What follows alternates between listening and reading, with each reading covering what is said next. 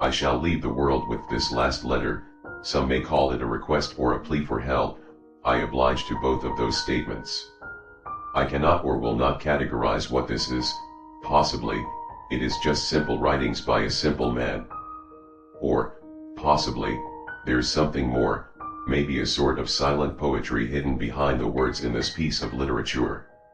Some call me egotistical, arrogant, and egomaniacal. I classify myself as a sociopath. Yes, a depressed, suicidal, sociopath. That is what this man is. Hell, I don't even know for sure if I'm a man anymore. I've fallen into the pit of despair where monsters plot their evil and convoluted schemes for the desolate world up above. A monster inside a man's body perhaps, or maybe, a man inside a monster's body. It is foretold to you when you're a child to give and give and give and give and expect absolutely nothing in return. You are told to hold onto your imagination and grasp in with the tightest grip of your bare knuckles without letting in any breathing room for it to scream stop, or help me. Yet, it's my imagination, my sick but elegant fantasies of what I wanted to do to the world around me. What if I couldn't pull it off? What if it wasn't so easy to shock the world in such a vast way? If that were the case, this predicament would be just a simple fantasy, nothing more, nothing less. Just a dream to keep my mind running while in my deep slumber. The sad fact is though that it is that easy to stun people. That's what we want as humans. We like to be shocked, whether it be watching the news to see a photo of a little girl's charred remains after a gloriously deadly house fire, or it's watching our good old boys overseas lose their lives in the blink of an eye from an insurgent bomb or the undeniable shot of a sniper rifle. Death is a beautiful thing in my opinion. We escape this shithole we call a home and are buried 6 feet under without question, that easy.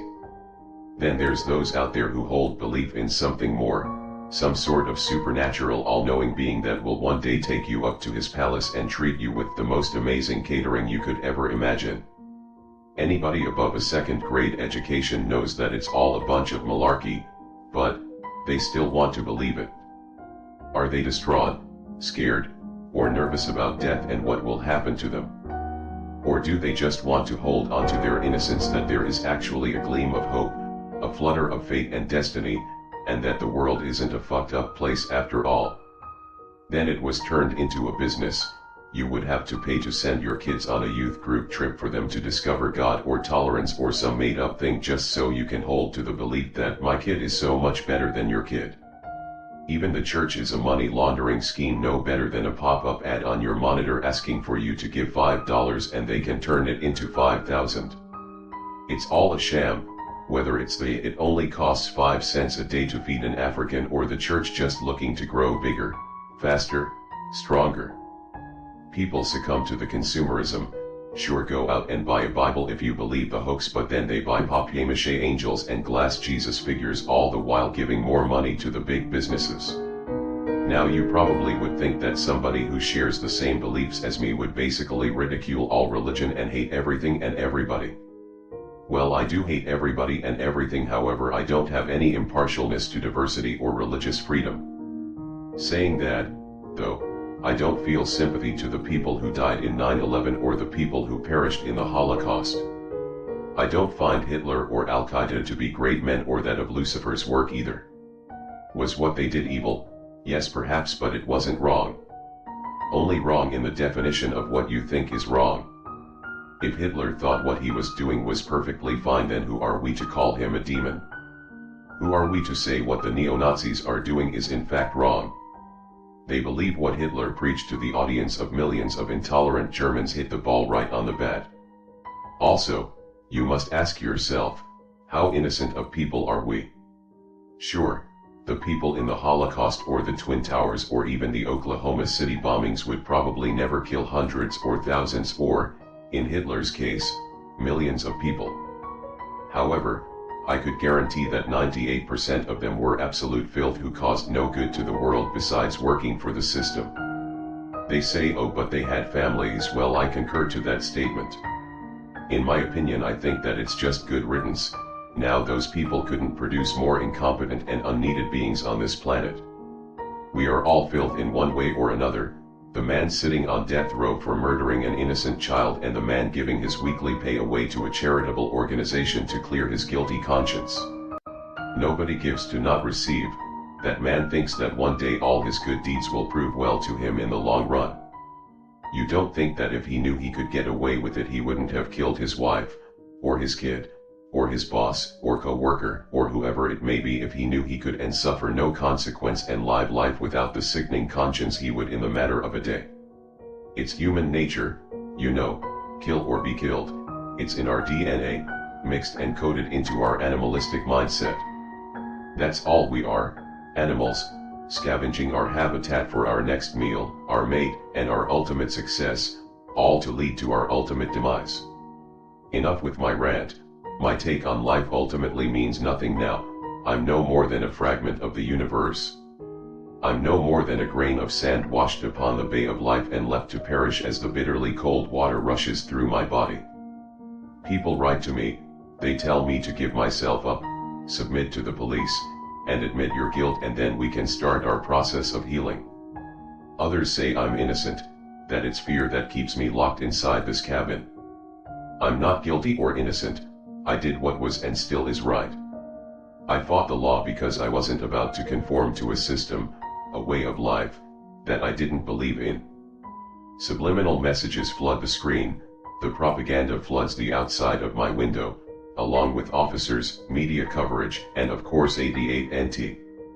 In case you read this in the future, and, as I pray it will be but expect it won't be, 88NT is long dead and gone, I'm sure you're going to be in need of an explanation. 88NT stands for 88 North Team, a radical Christian group founded in Minnesota in 2088. They are gay-bashing, Tea Party, intolerant assholes who believe that it's God's will that America be the greatest country on earth. Their rise to prominence started slowly. They picked up a few conservative politicians who labeled themselves as the 88Rs on the nomination ballot. It was presidential candidate Larry Crowell who gave the cult notoriety in 2097. He went on to successfully win the presidential election, and that's when the whole world turned upside down. The Conservative Party, now basically all 88Rs, went on to win the Congress and Senate, thereby reforming the whole country to the 88NT lifestyle. As for the Supreme Court being able to reject the laws as unconstitutional, that was now a whole different story. Two of them were assassinated exactly a week apart, right after they spoke out against a new law that banned homosexuality altogether. If you were caught doing any sort of faggot, that is the acceptable word for gay now, activities, you were put on trial and giving a maximum sentence of 8 years in prison. Almost all people received maximum sentences. 4 others were already 88Rs themselves. And as for the others, they said they had seen the light, but people like me who weren't blinded by the lies saw what was really going on. It was either join the system, live a content life, or die, no questions asked. Still, life was somewhat acceptable for me. Being a straight 20-something male that had a good enough job and a good enough girlfriend, I'd say I was pretty well off. I knew that they were watching me every step of the way though, so even the slightest slip of the tongue could get me a fine, shunning, or perhaps even jail time. I kept it all in my head until the summer of 2098, June 4th, to be exact. I took my gym bag into my bathroom where, in my scenario, they posted no cameras. I had been building pipe bombs and other deadly accessories in there for that whole month of May. I took the weapons out from under the sink and placed them carefully in my bag, then I threw some towels and clothes over them to divert attention. I lived about 7 miles from an 88Rs compound where children went as young as 3 and as old as 15 to learn the ways of the 88NT. I don't regret what I did that day. I have not an ounce of guilt for killing those kids, and I feel a sense of pride for killing the mentors. I wish it hadn't had to come to this. Yet, I've done those kids a favor, 18 of them they say, and 4 mentors.